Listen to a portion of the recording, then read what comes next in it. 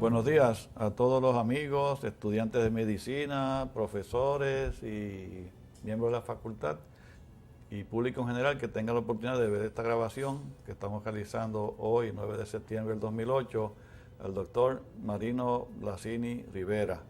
Esto es parte de una serie de grabaciones que he estado realizando a los cirujanos más distinguidos que ha tenido este país en los últimos años. Y Marino Blasini, me honra tenerlo aquí en el día de hoy para dialogar con él durante una hora más o menos de su ejecutoria personal. Buenos días, Marino, y gracias por aceptar de estar aquí. Es un placer compartir contigo este ratito. Pues mira, básicamente lo que queremos hacer es discutir los aspectos de tu vida más importantes que recuerdes y que quieras compartir con nosotros. Primeramente, ¿dónde tú naciste? Quique, yo nací en la hacienda La Gloria del barrio Jaguapasto de la altura de Guayanilla. Esto queda entre el Cejo Guilarte y el lago de Adjunta. Casi colindando con Adjunta. Todavía allí no hay luz eléctrica. Ajá. Ni hay carretera hacia Adjunta tampoco. No hay carretera hacia Adjunta, pero se puede llegar allí por unos caminos vecinales que hay. Okay. ¿Y estudiaste? Eso, Quique, quería que tú supieras que me da a mí el título del médico más jíbaro que en Puerto Rico. Del campo más céntrico. El campo más céntrico de Puerto Rico, sí señor. Muy bien. Y entonces yo estudié mis años elementales en la escuela rurales de barrio Quebrada Honda, de Guayanilla, del barrio Ceja Baja, y el séptimo grado en la escuela segunda unidad del barrio Santo Domingo de Peñuela. Sí. Había que caminar un trecho grande. Sí, señor.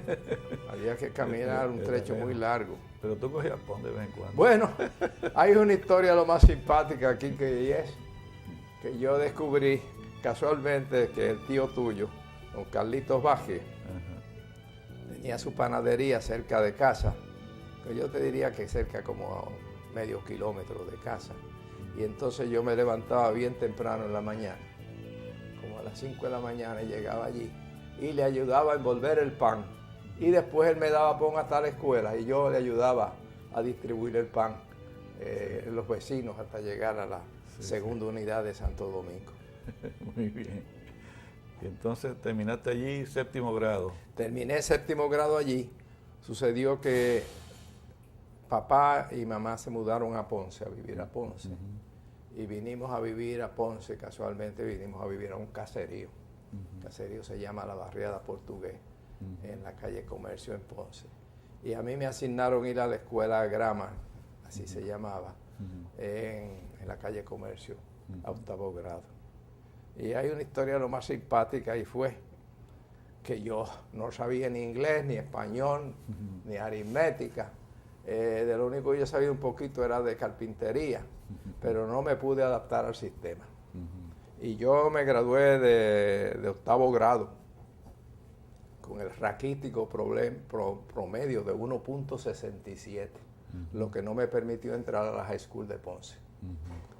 Al yo no poder entrar a la High School de Ponce ese verano, pues le ayudé a papá a regar abono en las cañas, que por cierto, tu papá era el que tenía una gran amistad con mi papá y le ayudaba a llevar las cañas a la central Jufina. A transportarla en camiones. Transportaba en el camión que tenía. Y entonces empecé a estudiar en la Escuela Vocacional de Ponce. Y estudié 2 años en la Escuela Vocacional de Ponce y me gradué de técnico de radio.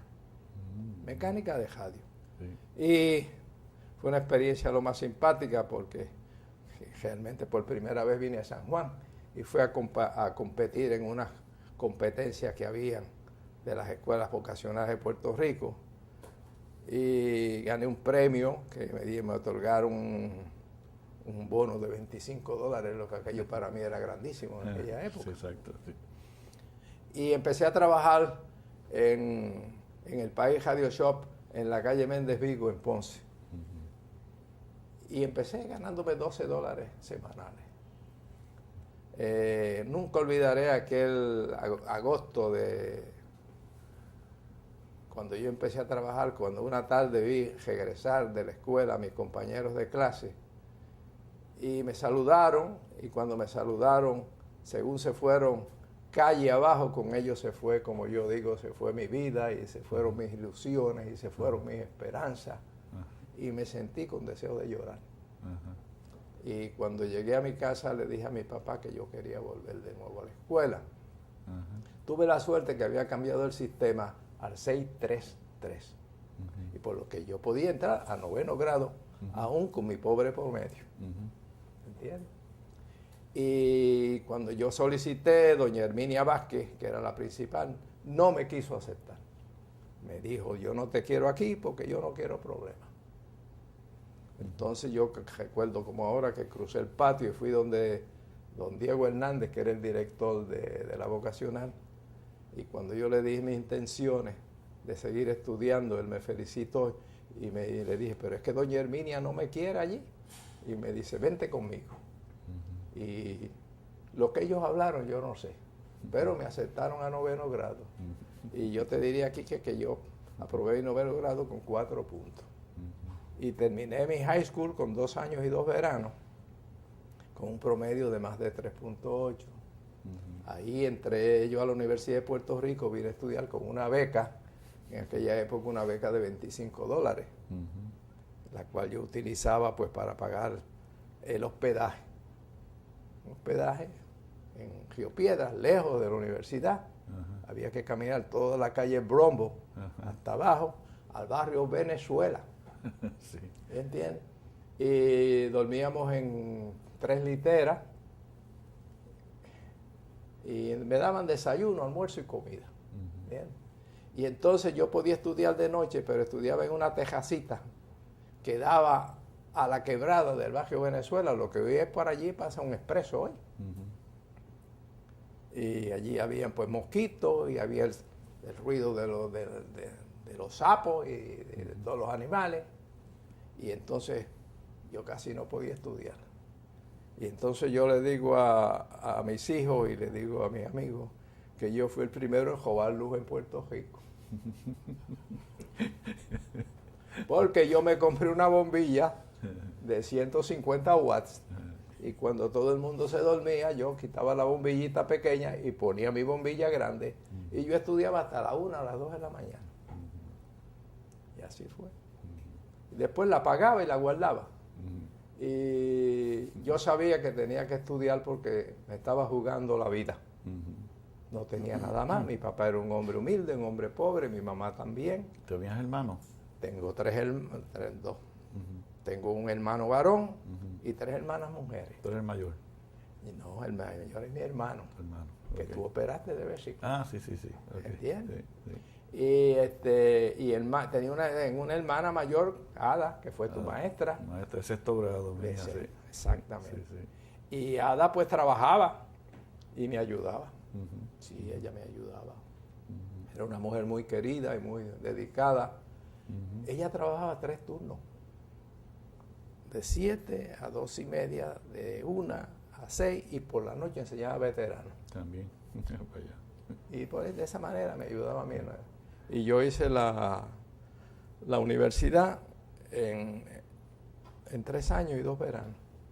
En Río Piedras, Universidad de Puerto Río Piedras, en el recinto. Bachillerato ahí. Mi bachillerato.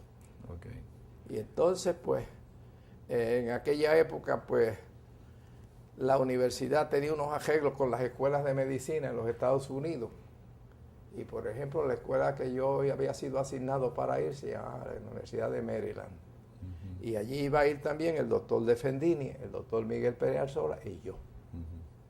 Pero sucedió algo que no esperábamos, que don Jaime Benítez organiza la Escuela de Medicina de la Universidad de Puerto Rico. En el 50. Y fueron tan gentiles de aceptarme a mí en esa primera clase. ¿Tú te hablaste de bachillerato en el 50 o 49? Yo entré con premédica. Ajá, okay. El bachillerato me lo otorgaron después de 2 años de yo estar. Como se hacía antes, y entramos casualmente 3 premédicos.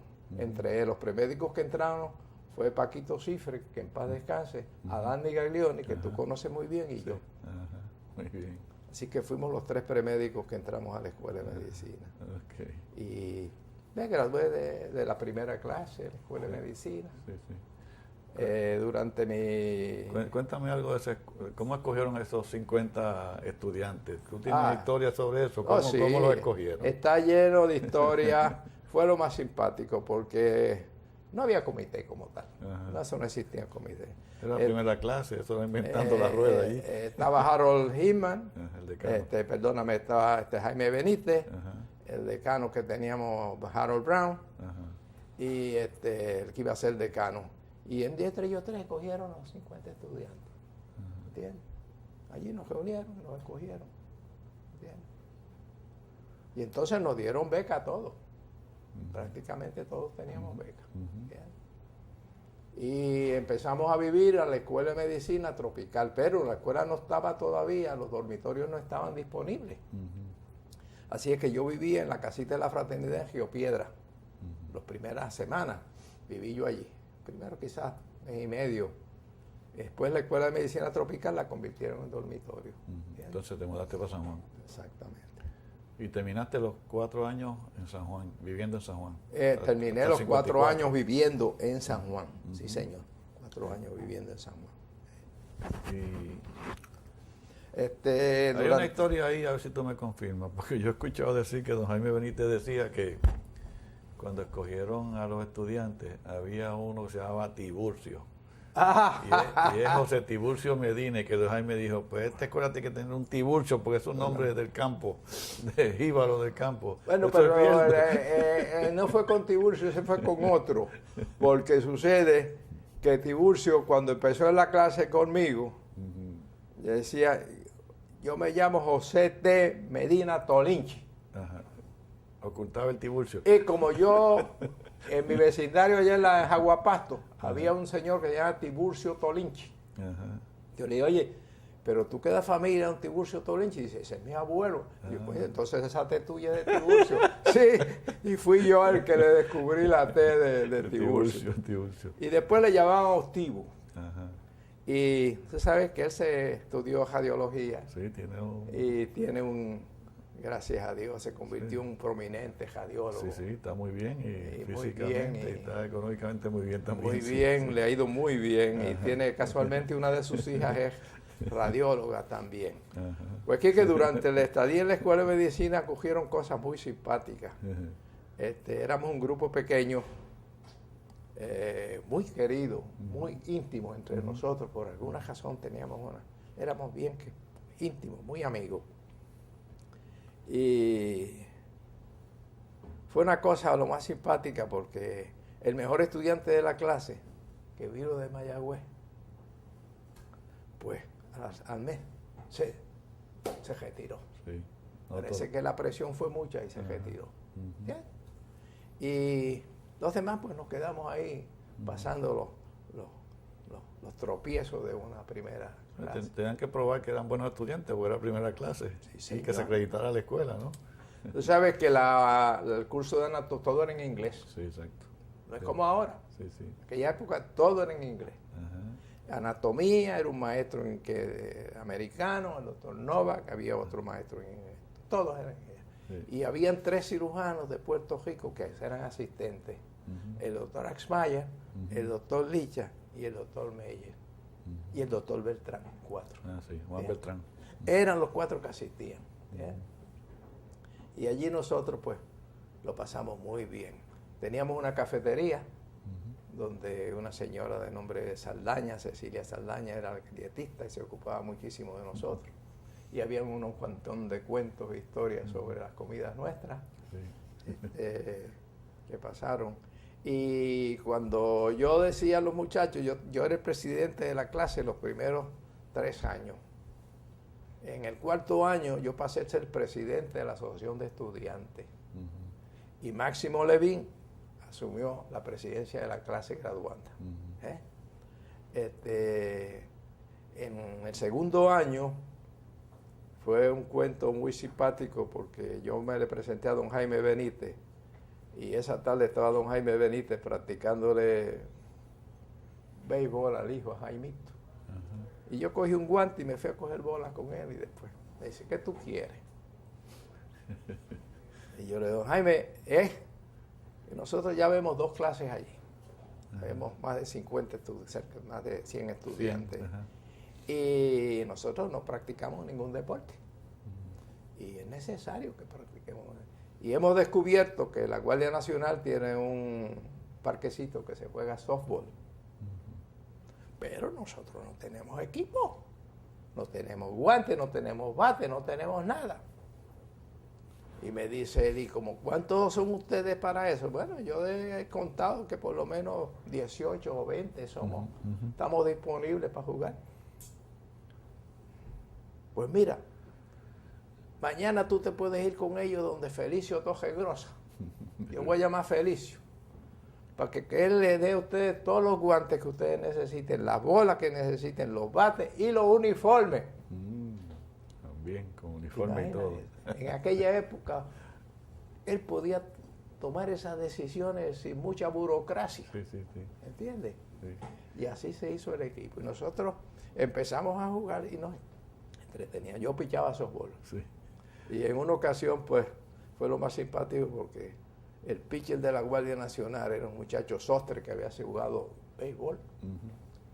Y nosotros le ganamos, yo pichando le ganamos 7-0 al equipo de la Nacional.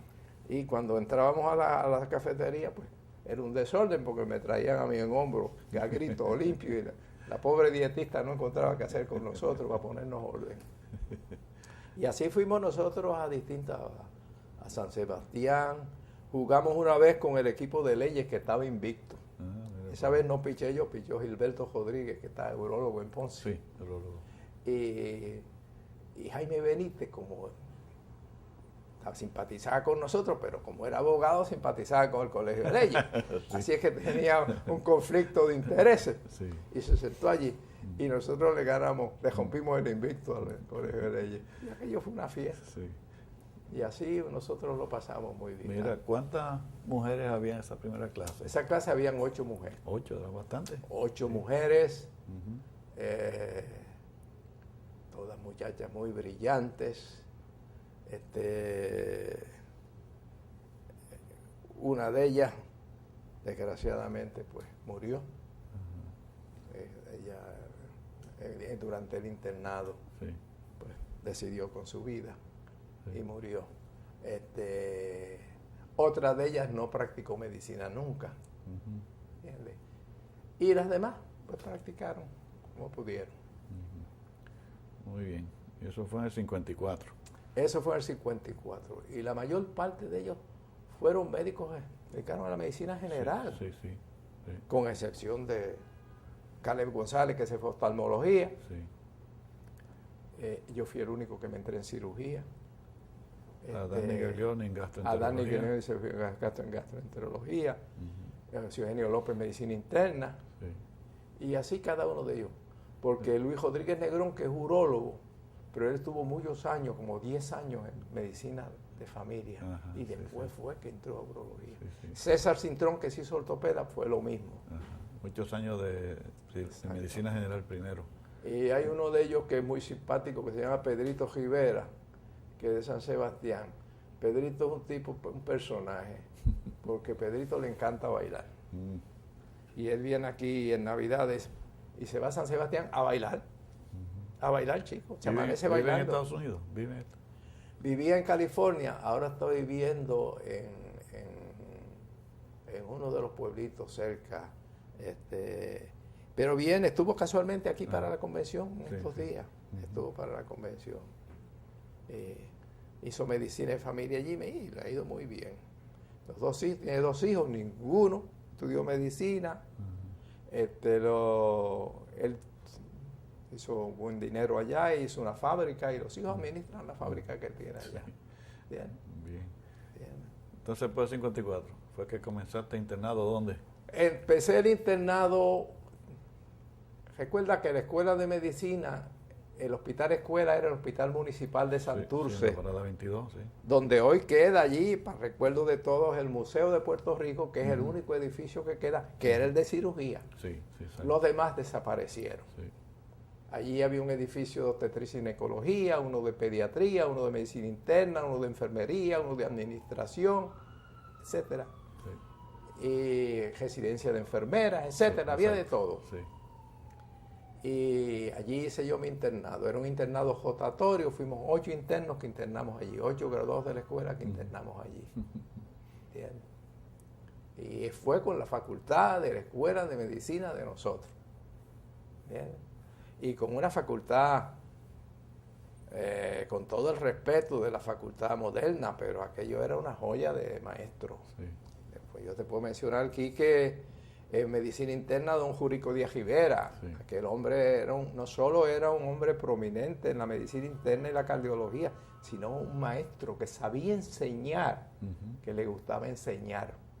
Porque son dos cosas distintas. Sí, sí. Ser un buen profesional y segundo ser maestro. Ajá. Y entonces teníamos allá a don Pepe de Jesús, que tú conociste, Sí. Agustín Martínez de Andino, endocrinólogo. Sí, sí. Eso es medicina interna.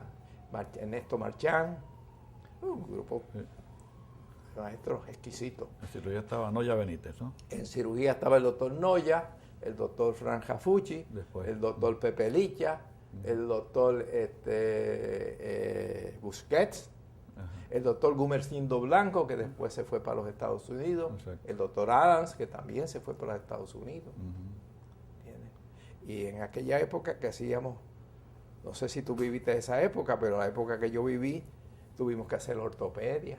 Sí, había que hacer de todo, no había Ahí especialidades. yo tenía que hacer Sí. de todo, Ujú. fracturas y de todo, yo tenía que hacer. Sí. Y nosotros, Neurocirugía y urología. neurocirugía, y yo abrí unos cuantos cráneos, abrí yo, sí señor, con el doctor Luis Guzmán López y el doctor Rifkinson. todo. Sí, El doctor Rifkinson, que todavía está en la Escuela de sí, Medicina, sí. fue mi maestro de neuroanatomía y mi maestro de neurología y neurocirugía en la Escuela de Medicina. Sí, sí. ¿Entiendes? Y Luis Guzmán está vivo, pero creo que está Doctor bien enfermo. Luis Guzmán López fue una joya, fue presidente de la Asociación Médica, fue presidente del capítulo de Puerto Rico del Colegio de Cirujanos y hombre muy, muy cristiano y muy noble, Quique. Sí. Sí. Entonces eso fue internado. Después hiciste cirugía allí Entonces, fue lo más que mi mujer, tú sabes que mi esposa, pues, ese es un caso aparte. Eso es aparte, chicos, porque esa muchacha yo la conocí en la Universidad de Puerto Rico, después ella se fue a estudiar su PhD en microbiología a Ann Arbor, Michigan. Ella es de Ponce, ¿no? Ella es de Ponce, sí. Ajá. Y cuando regresa, empieza a trabajar en la Escuela de Medicina. Ujú. Y coincide su primer año en la Escuela de Medicina con mi cuarto año de estudiante de medicina. Ajá. Y ahí empezamos a salir y al terminar mi internado nos casamos. Ajá. ¿Me entiendes? Pues mi esposa, como era micóloga médica, que me influenciaba para que yo fuera dermatólogo. Sí. Ay, pero yo entendía que yo no servía para dermatólogo. Ajá. Esa cosa a mí no me gustaba. Ujú. Y ese primer año pues yo trabajé. Tenía una oficina por ahí en el barrio Quintana, eso es en Atorrey. A Torrey, sí. Y bien, me gustaba la medicina interna, pero qué sé yo. Y entonces recuerdo yo que yo tenía una paciente que se llamaba Doña María, me la trajeron, diabética, le controlé la diabetes, tenía una infección urinaria, le quedó un problema bronquial, la corregí todo, y entonces yo la visitaba. Y en aquella época te daban por la visita $2. Por una visita a la casa, $2. Bueno, y yo iba a visitar a la señora y cada vez que yo iba a ver a la señora le preguntaba, Doña María, ¿cómo está usted? Ay, doctor, igual. Y cada vez que volvía de nuevo, igual. Como a las 6 semanas yo llamé a los hijos y le dije, mire señores, vengan acá. Su mamá le controlé la diabetes, ya no está en fallo cardíaco, le corregí la infección urinaria. Y sigue igual, búsquense otro médico porque yo no sirvo para esto. ¿Entiendes? Te fuiste a cirugía. Y ahí me fui a cirugía. Entonces coincidí con el doctor Rafucci, que fue mi maestro, y tuvimos una buena amistad. Porque empezamos siendo galleros los dos. Ajá. Tú sabes que yo me gustaban los gallos y a él le gustaban los gallos. Y yo fui su estudiante y él era corso y yo soy corso. Así es que habíamos un montón de cosas afines. Sí. me invitó a entrar a la residencia. Y bueno, ahí entré yo en el año 56. Y estuve hasta el año 60 en la residencia de cirugía. Sí, okay. Que hice casi un año completo en cirugía experimental. En San Juan. En San Juan, porque tú sabes, esos otros 20 pesos. Sí, sí, el laboratorio de cirugía experimental prácticamente estaba en Tieja. Sí. Eso lo hizo Fran Rafucci. Era una casita bien pequeña. Era una casita. Sí, sí. Los pejos me los experimentábamos con pejos y los pejos me los traía el que recogía los perros del municipio. Y los alimentábamos y experimentábamos con ellos, naturalmente con todo el respeto que se puede tener sobre los animales. Y logramos muchos resultados, entre ellos se publicaron artículos. Sí, ahí estaba Don Haciendo Blanco. Estaba Don Gómez Blanco, estaba David Rodríguez. David Adams. Estaba Adams. Y dos técnicos muy famosos. Y Agustín Fernández Quintana, que estaba allí. Y lo pasamos muy bien. Pero yo yo tenía que ir durante el día allí y de noche hacer la guardia. Para cubrir. Muy bien. ¿Quiénes eran los residentes que estaban contigo cuando tú estabas de...? Bueno, yo quiero que tú sepas aquí que yo digo que yo fui el primer residente de la Escuela de Medicina. Y tú dirás, ¿por qué? Bueno, porque allí había unos residentes, unos muchachos. Había, por ejemplo, un dominicano que ya había sido cirujano en Santo Domingo y lo apadrinaba el doctor Noya y estaba allí. Había dos que estuvieron en el ejército, entre ellos un colombiano que llevaba 3 años en cirugía. O sea que ninguno estaba comenzando, todos habían intentado. El doctor Bernal, que estuvo en Aguadilla unos cuantos años y empezó allí de nuevo. O sea, pero que el primer año yo lo empecé y después a los 3 meses llegó el doctor Moncho Vilaró a unirse conmigo, que los 2 primeros residentes de la escuela, desde el comienzo, fuimos Moncho Vilaró y yo. Okay. Pero cuando tú eras senior, ¿quiénes estaban debajo de ti en jerarquía? Bueno, Defendini fue... Efraín Defendini estuvo. Leo Cuello. Quique Márquez, Leo Cuello.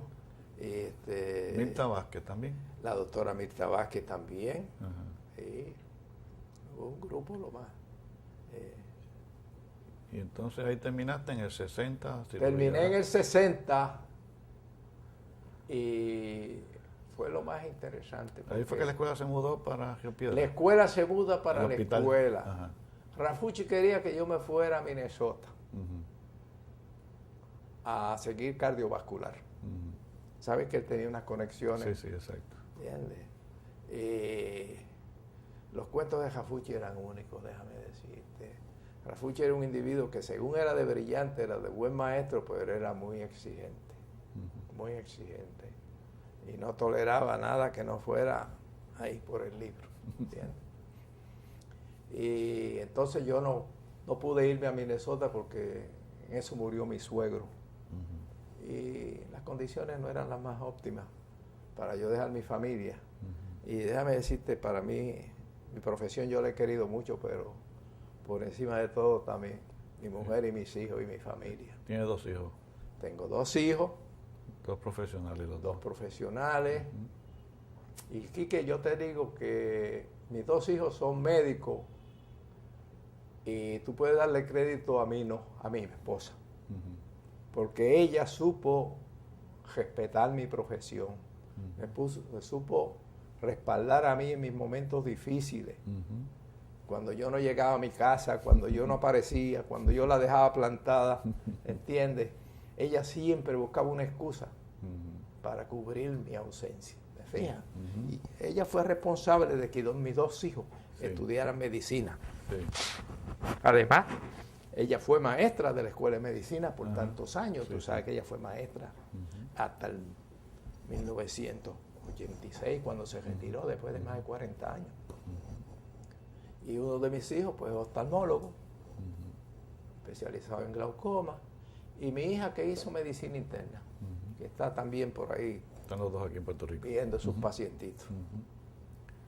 Ok, y después que termina cirugía. Pues termino cirugía y la Escuela de Medicina se muda del hospital municipal al centro médico.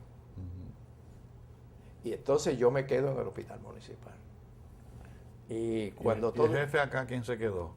Entonces de jefe acá se nombraron a Chao Casanova. Casanova Díaz. Que falleció recientemente. Jefe, hace como 2 o 3 semanas. Sí. Tremendo cirujano y tremenda persona. Y entonces, Quique, pues, estando, todo el mundo pensó que yo iba a irme con la Escuela de Medicina y con Rafucci, pero no fue así. Entonces, al yo quedarme en la Escuela de Medicina, en el Hospital Municipal, la doctora Toje Grossa me consiguió para que yo no me quedara sin hacer nada. Director del Banco de Sangre. Y fue lo más simpático porque yo, que no sabía hacer ni un cross-match, me pusieron de director del Banco de Sangre. ¿Entiendes? Y yo pues corrí el Banco de Sangre como si fuera un banco privado. Y bueno, yo cross-matché más de 1.500 presos. En aquella época se podía utilizar la sangre de los presos, lo que ahora no se puede. Y conseguí que la gente donara sangre cuando decían. Y llegó el momento de yo tener un banco de sangre con una cantidad de sangre increíble, donde yo le daba sangre al doctor Rafucci para las operaciones de corazón abierto, y yo le prestaba sangre a todo el mundo. Y yo fui director del banco por un año. En eso llegó el doctor Rizek, que como era hematólogo, bueno, y empecé yo, y entonces yo me quedé en cirugía. Mientras tanto, yo estaba en cirugía sin ningún nombramiento, nada más que ad honorem. Entonces yo iba a Vega Baja 3 mediodías en semana a cubrir al doctor Casanova Díaz en la clínica Sánchez Castaño, que lo que yo hacía ya mayormente eran el trauma de los cortadores de caña, que se ocultaban las manos y los tendones, y eso yo bregaba. Así es que después de eso, pues, me quedé en cirugía. Y en cirugía, pues, pasé unos años muy buenos, porque ahí yo hacía toda clase de cirugía. Quique, tuve la suerte grande, de que en el año 62, yendo yo, mi esposa tenía una convención de microbiólogos en la ciudad de Cleveland. Y yo iba a la ciudad de Cleveland a acompañar a mi esposa. Y el doctor Sanjurjo me conectó con Cleveland Clinic. Y aquella gente fueron inmensamente amables de recibirme a mí. Yo era nadie.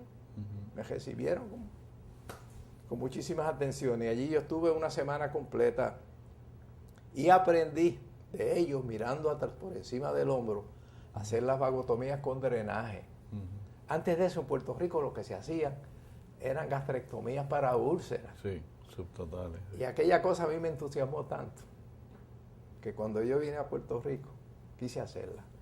Y entonces, al yo despedirme de ellos, me dice el doctor Stanley Harry, dice, ¿con qué instrumental usted va a hacer esta cirugía en Puerto Rico? Yo le digo, pues ya buscaré los instrumentos. Dice, usted no tiene que buscar los instrumentos, tenga.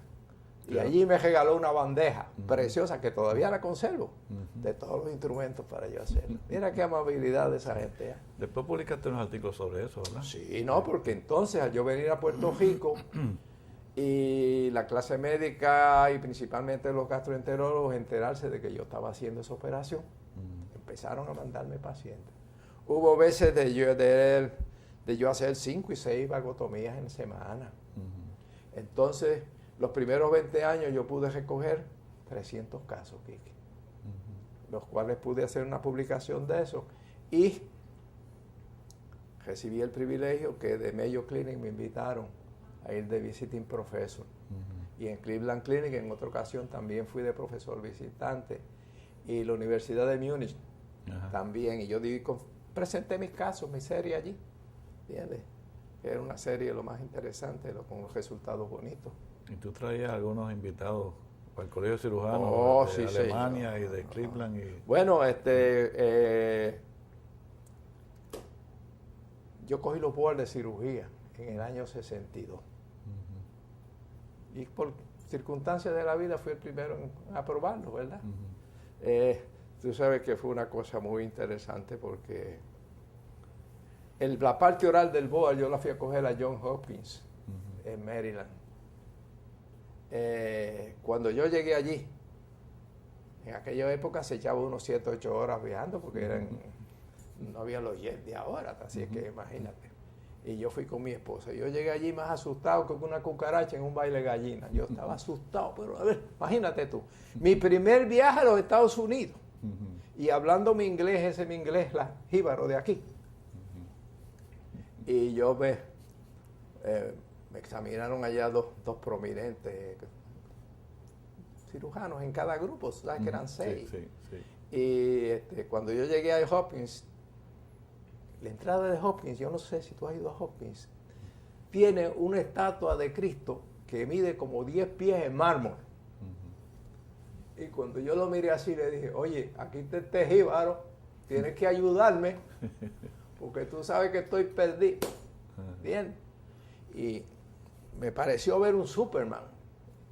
Y cada vez que yo entraba a examinarme, pues me acordaba, Señor, ayúdame.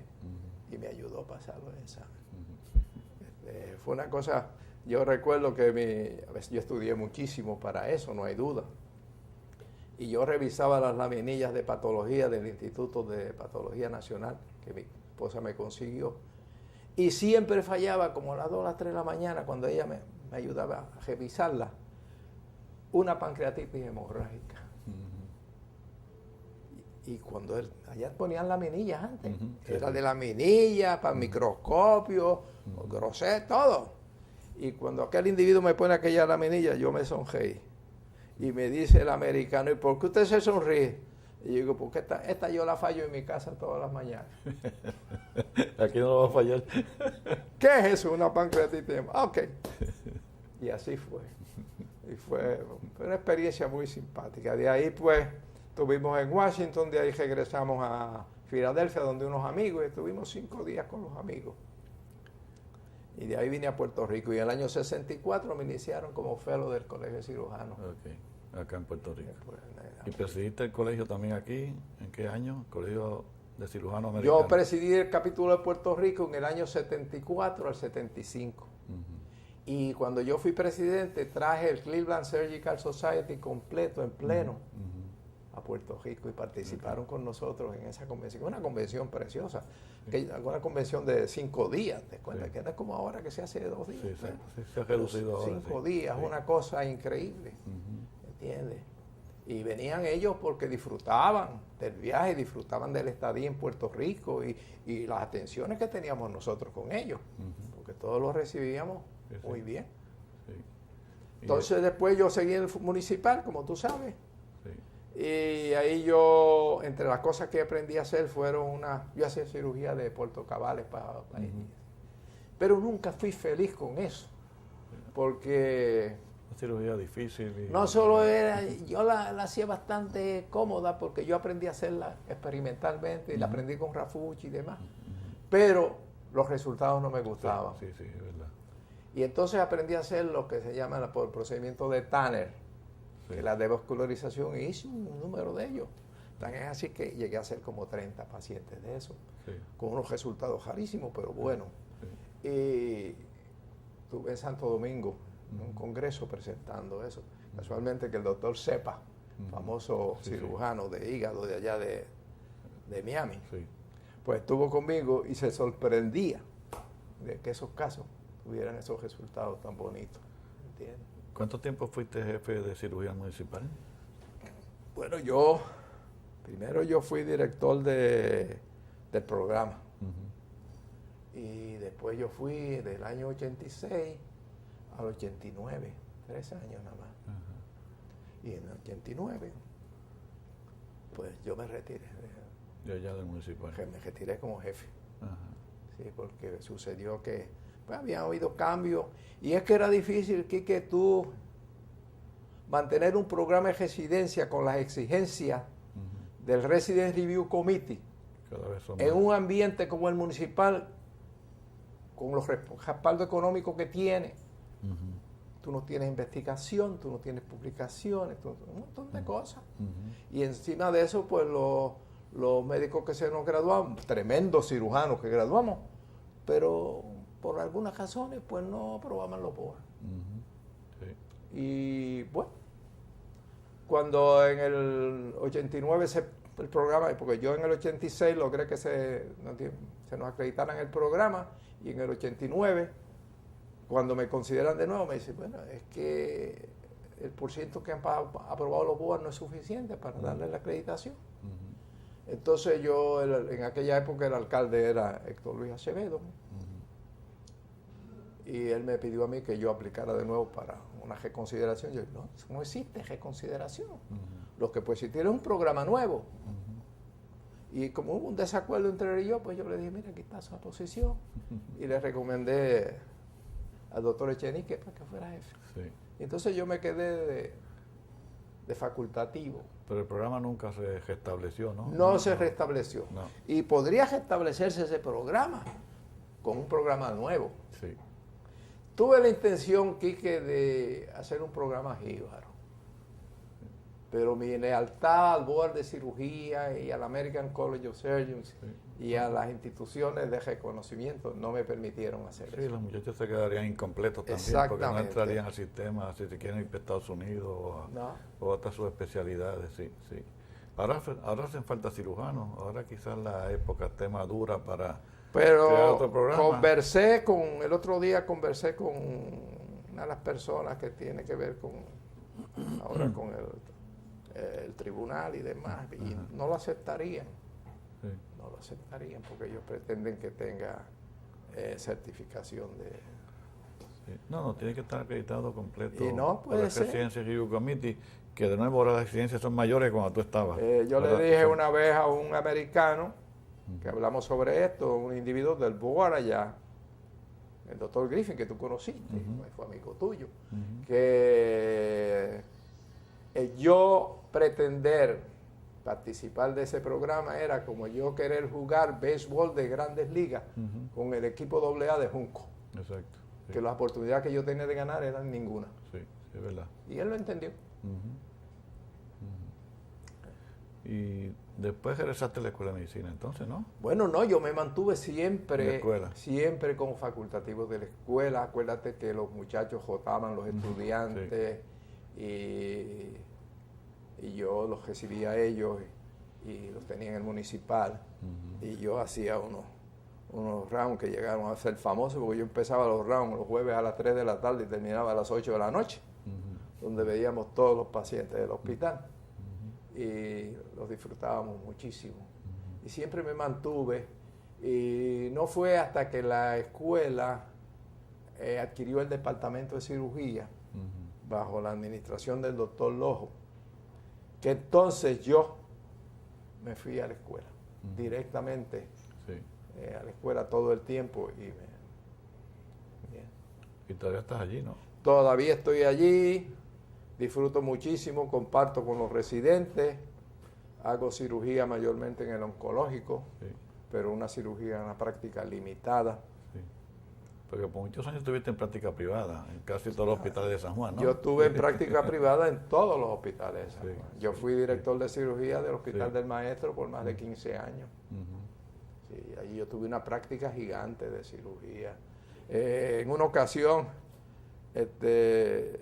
decían que yo había establecido un récord de cirugía en el Hospital del Maestro porque hice 14 major en un día. Empezaba a trabajar a las 7 de la mañana. Sí, claro. Y ese día estaba de guardia y seguí operando pacientes hasta la medianoche. Yo no sé con qué fuerza lo hacíamos, pero lo hacíamos. Mira, y tú hiciste otra cosa más importante. Tú creaste la Asociación de Exalumnos de la Escuela de Medicina de la Universidad de Puerto Rico. Eso es así. En el 1959, yo fui el primer presidente y fundador de que le llaman Sociedad de Médicos Graduados, que para mí es el alumni de la Escuela de Medicina. No es bien grande, pero es Alumni Association. Es el Alumni Association de la Escuela de Medicina. Sí. Eso, ahora, el año que viene, cumplimos 50 años. Sí. Y siempre, pues, ha sido un grupo que hemos favorecido a la escuela y hemos querido la escuela y nos hemos mantenido muy cerca de la escuela. Y la convención siempre es el fin de semana largo de Día del Trabajo. Septiembre. Quique, si alguien quiere mucho la Escuela de Medicina nuestra, soy yo. Porque yo le doy gracias a esa Escuela de Medicina de yo ser médico y de muchas cosas más. ¿entiendes? No. Y mis hijos se graduaron los dos de allí. Sí, sí, sí. Así es que son médicos de la Escuela de Medicina también. Es Y mi verdad. esposa trabajó más de 40 años en la Escuela de Medicina. Ujú. O sea que he sido muy feliz en la Escuela de Medicina. Sí. Y que Toda- ahí hay algo que yo aprendí, y esto lo aprendí de mi mamá. Mi mamá era una mujer sencilla y humilde, pero mi mamá siempre caminaba con el puño cejado. No solo porque nos ponía una disciplina férrea a nosotros, porque papá nunca estaba en casa, sino porque andaba con un rosario dentro. En la Y mano. rezaba el rosario yo no sé cuántas veces. Sí. Y me enseñó, me dijo, hijo, si tú tienes fe en la vida y tienes fe en Dios, tú vas a lograr lo que tú quieras. Así era, ¿sabes? Así era. Y así ha sido. Y así ha sido. ¿Sabes que el otro día yo estaba en misa, porque yo voy a misa todos los días? Sí, yo sé que eres religioso, sí. Y entonces me dice un señor, doctor, usted es un hombre bueno porque viene a misa. Y yo, no. Yo no vengo a misa por ser bueno. Yo vengo a misa porque necesito. Porque el que tiene familia, tiene hijos y tiene enfermos con que bregar, necesita ayuda del Señor. ¿Entiendes? Que era muchas las veces que yo me metí en un caso difícil. Porque tú sabes que yo hice trauma. Sí, sí. Yo bregué con el centro de trauma Sí, ese que está sí, allí. sí, Yo tuve claro. culpa en la generación de ese monstruo. Sí, sí. ¿Entiendes?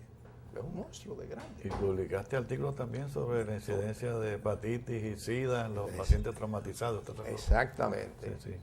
Y a veces yo me metí en esos casos y yo no sabía ni qué hacer porque aquello era, yo no sabía cómo parar aquella hemorragia y yo ponía mis toallas y decía, Señor, ayúdame, ay, Señor, ayúdame. Y cuando yo quitaba mis toallas, aquello estaba seco. ¿Por qué? Porque el Señor me ayudaba. Digo, yo creo en eso. Sí. ¿Entiendes?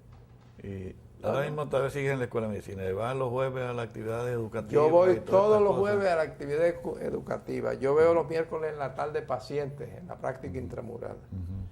Yo voy todos los viernes al tumor board del oncológico, donde muchas veces los muchachos me honran para que lo presida. Y los lunes hago cirugía cuando tengo caso.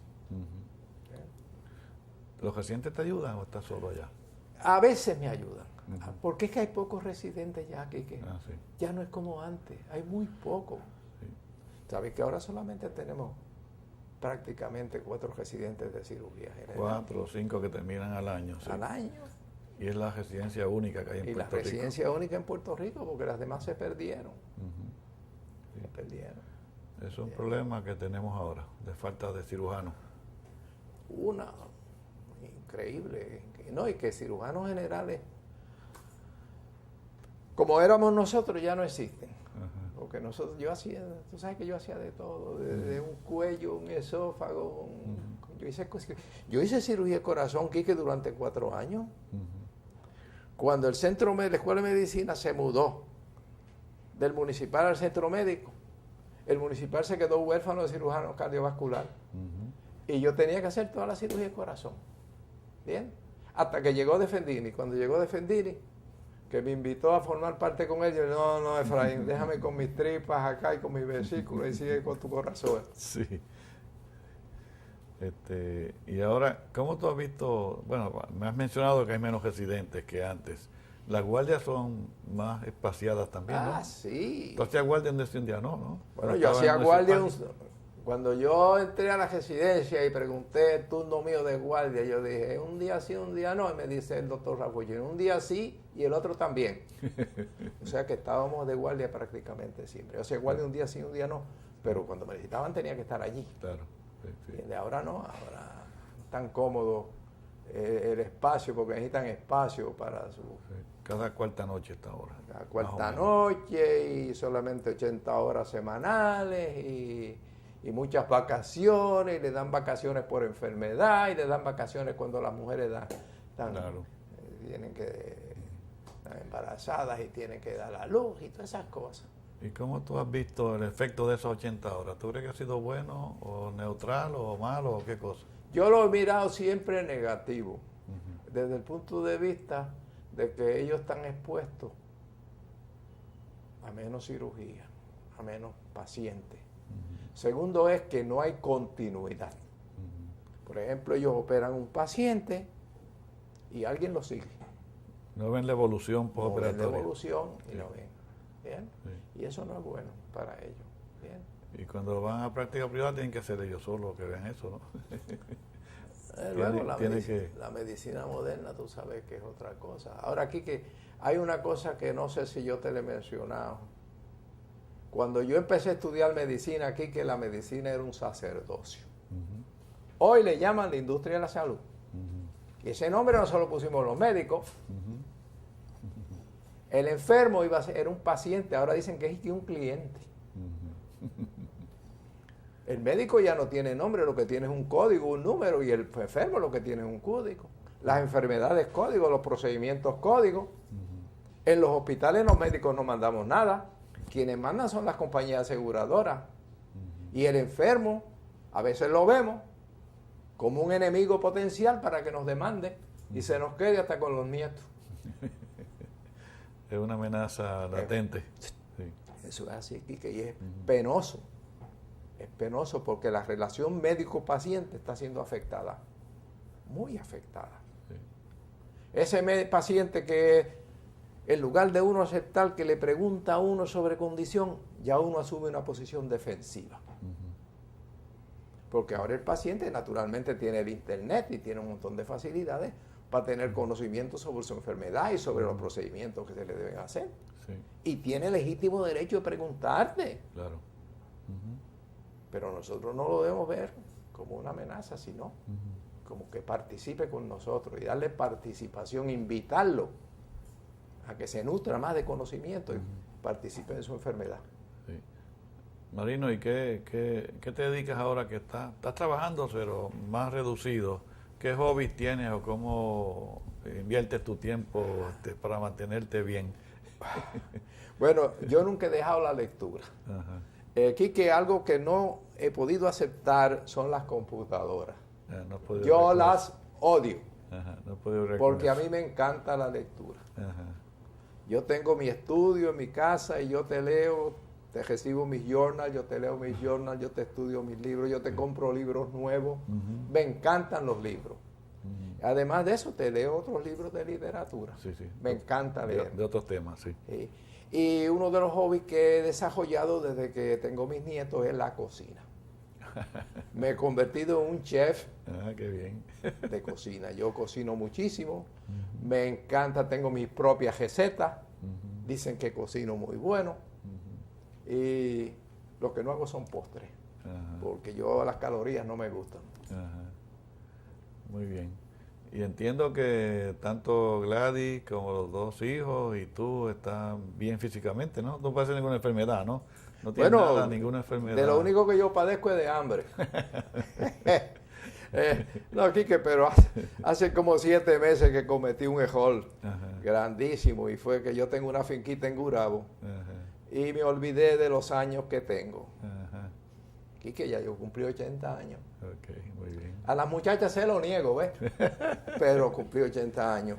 Y me caí, me rompí un hueso de la pierna, del tobillo, tuvieron que operarme, me pusieron una vareta ahí con tornillos. Sí. Y me tuvieron 3 meses en un yeso, que eso fue un castigo. Y naturalmente,